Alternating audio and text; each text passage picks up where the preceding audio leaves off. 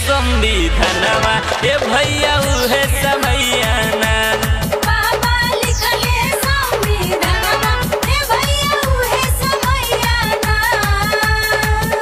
आप सुन रहे हैं सैफ रिकॉर्डिंग स्टूडियो की प्रस्तुति।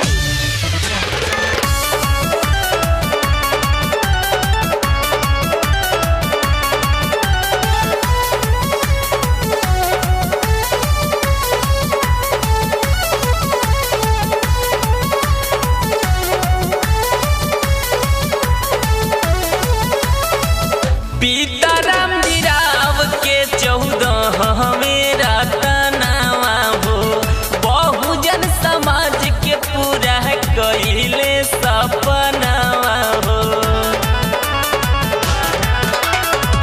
सीताराम जी राव के 14वें रतनवा हो बहुजन समाज के पूरा कइले सपनवा हो।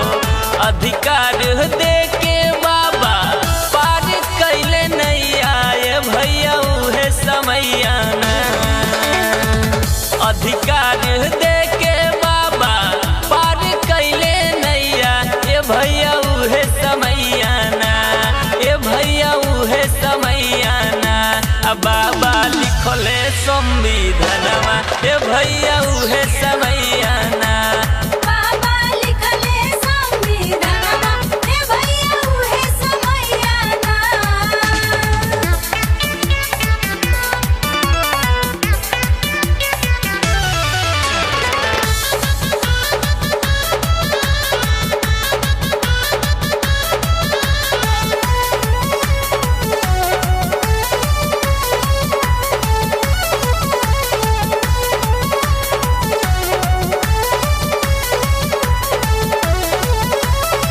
नागपुर में बाबा कैले बौद्ध धम्म ग्रहण हो भेद भाव प्रशंसा के कट गईले ग्रहण हो।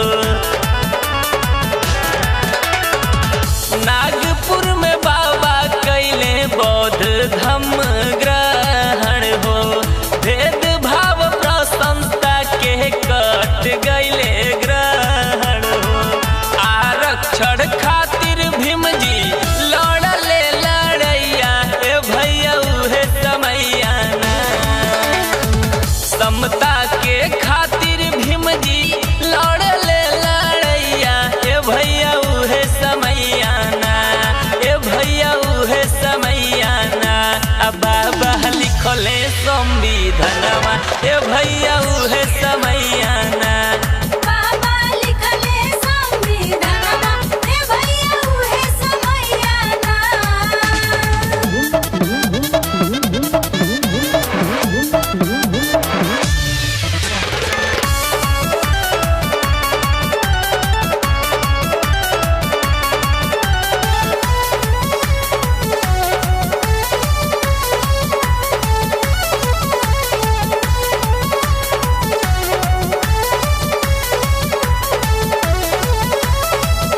बड़ा दुख सह के कैले बहुजन आजाद हो भीम जी के देन विजेता गावे रविराज हो।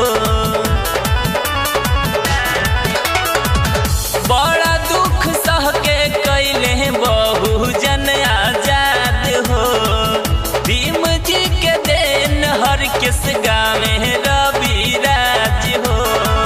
छुआछूत रोग के उनके पास ही रहे दवैया ए भैया उहे समैयाना। छुआछूत रोग के उनके पास ही रहे दवैया ए भैया उहे समैयाना। ए भैया उहे समैयाना। बाबा लिखले संविधानवा ए भैया उहे समैयाना।